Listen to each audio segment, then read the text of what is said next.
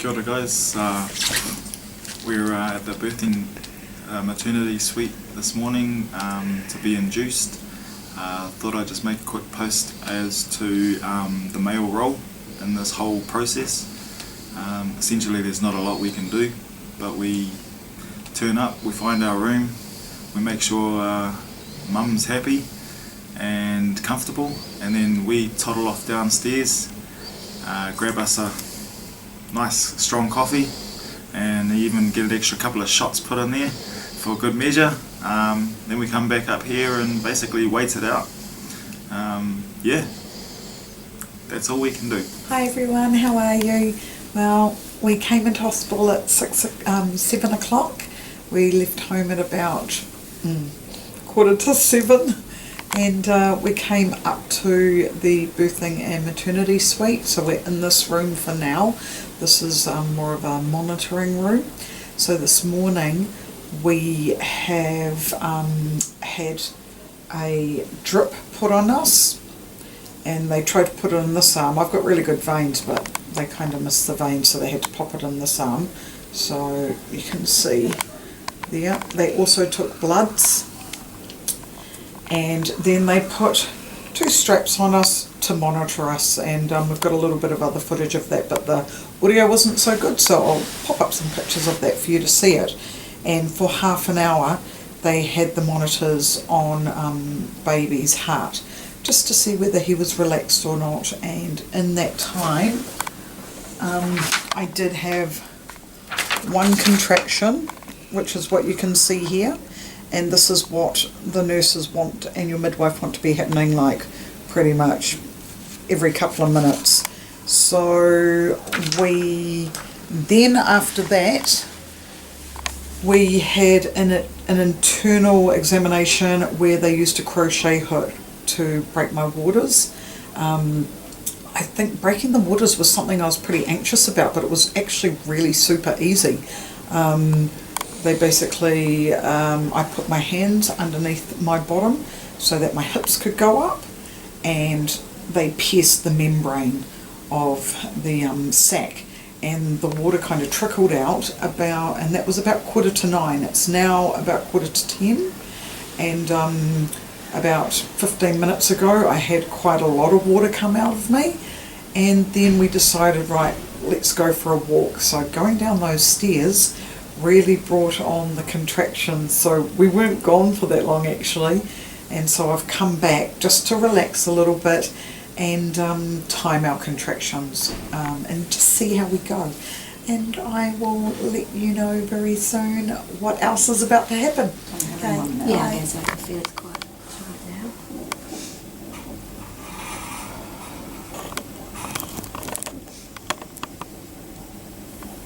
And I can just feel it kind of, Yeah, so almost like dragging. I feel almost like a pulling sensation as well. Yeah. That sounds like it's doing the job then. yeah, we didn't need any, was it the gel? That's right. So normally we would have started with sort of putting some gel inside and then waiting 6 hours, but because we managed to break your water straight away, we normally give you a couple of hours to mobilise and wander around. Yeah, we did that. Yeah. When I went down the stairs I was like, oh, yeah, hello. And that's right, so when you mobilise and you do the stairs, are really good because what it does is helps baby sort of down through the pelvis and sort of brings on those contractions. So what I want to do is sort of see what's happening and how frequent these are. Yeah. And then it may be that I'm going to move you around to the water, because usually within a couple of hours of breaking your waters we would start the syntocin on drip, just to make sure that those contractions keep coming. Yep. And that they get a little bit more regular, so that you know, we don't want you to know the waters have gone to be in labour for days and days and days. And once they started, I think we better go back up, and I can always walk up and down the hallway. No, are you comfy there, or do you want to sit up a little bit more? I'm fine, I'm kind of like... just waiting and ready. Hi everyone, Bianca here. Well, it's been 3 months since I had my beautiful baby boy Vlad, and right from the get-go I'll let you know I did unfortunately have complications, and baby and I ended up in N.C.I.U in intensive care for 10 days. I will focus on the difficulties of the delivery in another video so that you guys are aware of the processes that you need to go through. But for now, I just want to focus on the actual delivery that I experienced and the facts about it to help you guys on your way. And it's taken me 3 months to actually make this video due to those complications, so that I'm just trying, I don't want to be angry or emotional about the situation. So for now, let's just focus on the facts. So after I had my waters broken, as you saw in the last video, I got up and was told to go for a walk. And walking is going to be the quickest way for you to bring on those contractions with everything bearing down. And for me, the contractions started pretty much straight away, and they took me through to the ward, to my private room, but then they slowed down again. I'm not quite sure what happened there. I guess I just got relaxed and used to the pain. And you know, I was induced. I was 40, so when you're 40 years of age, they induce you on the day that you're meant to be delivered. But babies are well known in my family to go overtime, so I would say that baby wasn't ready to come out yet, so he was just waiting a little bit long. He's too snuggled. So the walking is going to be the best thing for you. My contractions did slow down, and I started taking the gas, remembering that my birth care plan was a natural water birth. When you're being induced, you can't have a water birth. I'm not quite sure why I wasn't given that information, but I wasn't. So when I walked into my room and there was no pool, I was like, what's going on here? So as an alternative, we used the balls, and we sat on the Swiss balls in the shower, and I did that for a really long time, in and out, in and out. For some reason, my naivety and being a new mum, I thought, oh yeah, hour tops, I'll be in and out. We went into labour Friday about 9 a.m. Baby wasn't born till Sunday 6 a.m. So that's quite a long time, I thought, to be in labour. Once we did all the shower, came back, they change your bedding for you, and this happens over and over again. At 3 in the morning, my midwife decided, right, you know, we're going to have this baby. At one stage, the doctor came to the curtain, and she actually sent him away. So one of the first things I would do if I was you and you were in hospital, I would say to your midwife that the doctor's there, can he please come in and check me? He probably isn't going to tell you anything different to what the midwife already knows. However, they're there, make use of them. That's what the government pays them for. So I went through the gas.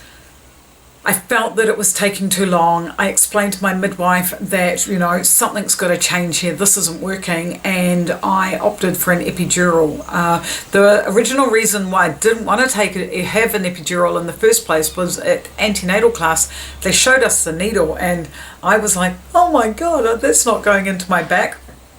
When you're in labour, you just want to get it over and done with, and you'll do whatever will work for you to make the progress move forward quicker and less painful. I didn't feel like I was in overly too much pain, but I needed something to get me through this. I'd been in labour for about 12 hours and I was getting tired. So they had an anaesthetician come in and give me an epidural. Anaestheticians are expensive. So they cost money, they don't cost you. I'm pretty sure it comes out of the budget for the midwife, but I'll talk to you about that later on.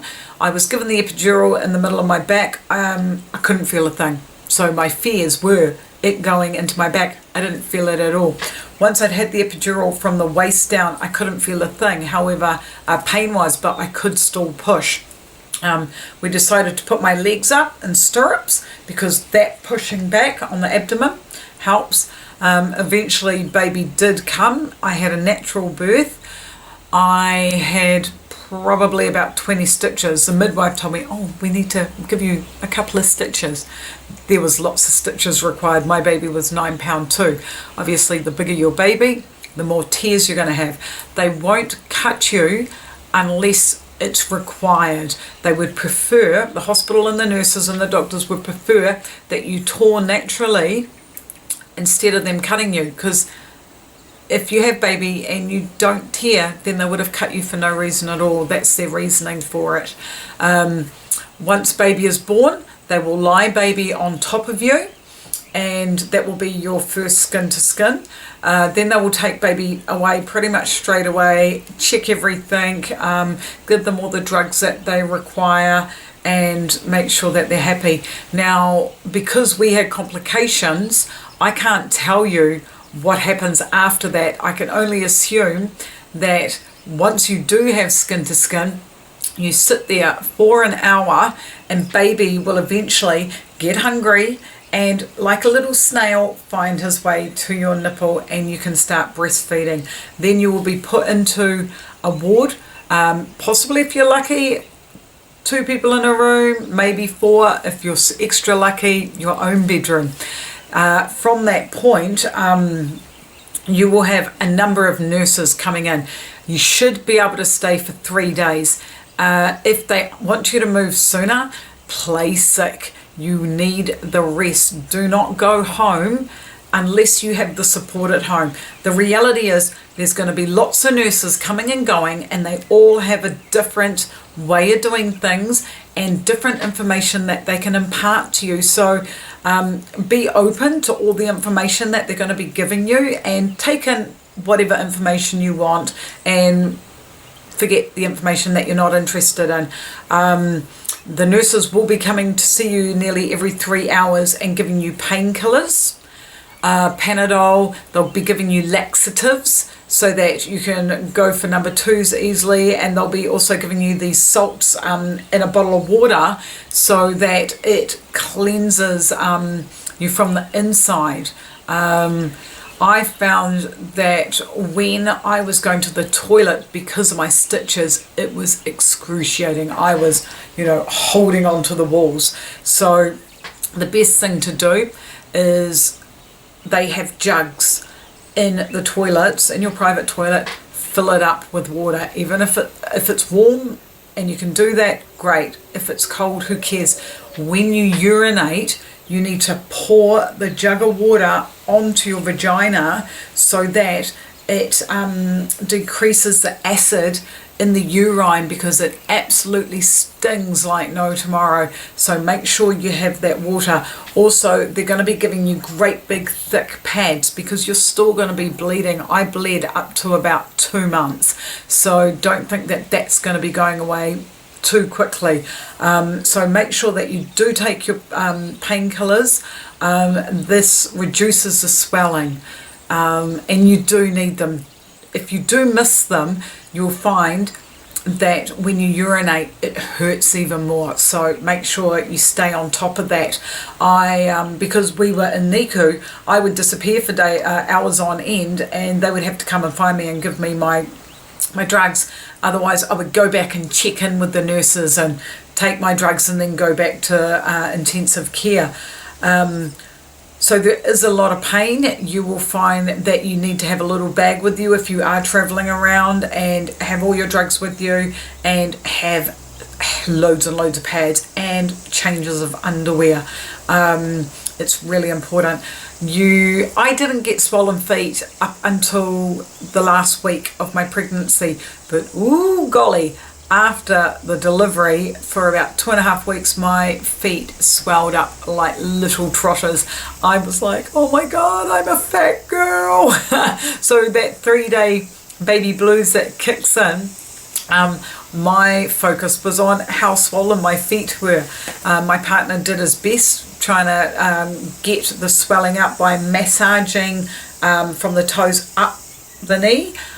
You also have to wear stockings so that the blood doesn't come down, and in the hospital beds you can make the end go up, so I had it up as high as I possibly could. The stockings aren't that attractive, but it's going to help your swollen feet. That's the most important thing. And your sleep. you can say goodbye to sleep as you know it. You will be breastfeeding baby on demand, and if you've chosen not to breastfeed for whatever reason, you will be bottle feeding baby on demand. They try to start you off with about every 3 hours, so you need to set your clock and get ready to get up. When you get into a bit more of a routine when you get home, they say with sleep that you should sleep when baby sleeps, but that tends to be a bit difficult, especially if you've got other children and you've got things to do around the house. When baby's sleeping, it's almost an opportunity to get things done, but you do need to have a nap at some stage during the day. I found that I started having a nana nap at about 9:30 p.m. at night, and then I would wake up around 11:30 p.m. and give baby another feed. So, but as far as staying in the hospital, try to stay as long as possible. I found that being in intensive care, the nurses actually taught me how to nurse my baby, which I was really grateful for. My mother said that she would have been no help because all the systems had completely changed, and it was all so new to her. I'm sure she would have been helpful somewhere along the way, even if it was just giving me time to have a bit of sleep. So, you know, listen to the nurses, try to get as much information as possible, try to stay in as long as possible. I would do things like, if I was walking past reception, I'd be like, you know, limping a little bit, and obviously excruciating pain, because I wanted to stay in as long as possible. Just because it was convenient for me and my family. So essentially with the delivery, make sure that you have chosen the right midwife. This is the most important thing. The way to choose a good midwife is to get referrals from people that that have already used this particular midwife. Don't do what I did and just look in the phone book and find a random person and assume that they're going to be right for you, because they may not be. Obstetricians are great people.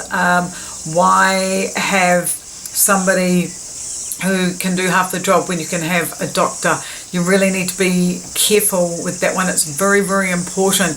There are a lot of complications and deliveries with babies through the lack of care from midwives. Make sure that the one you have, you can communicate really well with. And if you're not comfortable and not happy, let them go and change to a new one. You can just email them or send them a text or send them a phone message. You don't need to have a face-to-face. You just have to let them know that your circumstances have changed and you'd like to move on to another provider. So there's so many different stories with deliveries. My sister-in-law, a couple of weeks after me, had a child, 11-pounder.